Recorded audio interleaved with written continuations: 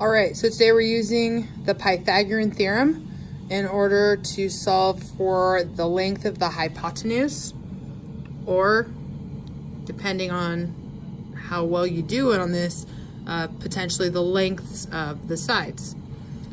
So first step you're gonna do, so you have this triangle.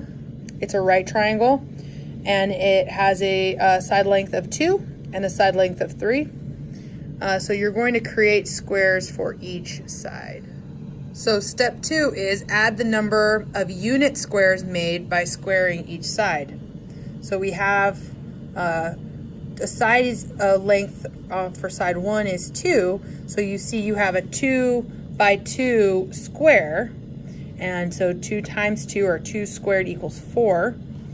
And then you have a 3 by 3 side squared because the length of this side is 3. So you have 2 squared plus 3 squared, and that's going to equal c squared. We don't know c yet.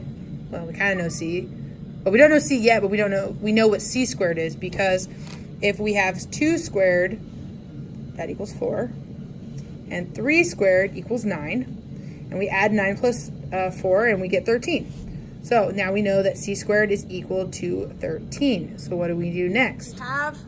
We have c squared, which equals 13, but we want to take the square root of both sides because we don't want c squared, we want c, because we want to know what the length of that missing side is.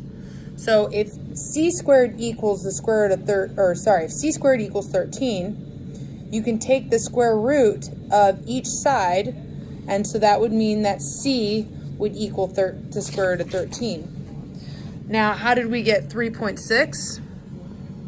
We go over here to second square root sign, okay? Because see where that squared sign is? The opposite is square root.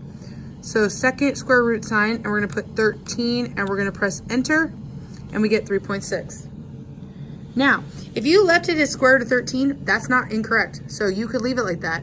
The more precise, so that we know exactly what the square root of 13 is 3.6. So that is how you solve for the hypotenuse, the unknown side, or our C value. So if you're starting number 1, you're gonna tell me what A equals, and that maybe that's that side, okay? And you're gonna tell me what B equals, and maybe that's that side, all right? And then you're gonna make your boxes that show me what a squared is and what b squared is. And you're gonna follow the same exact model, a squared plus b squared equals c squared, to find your c value. All right, good luck. We will work on this again on Monday or Wednesday or Thursday, depending on the class. And if you have any questions, I'm sure there's somebody that you can ask in the classroom to help you.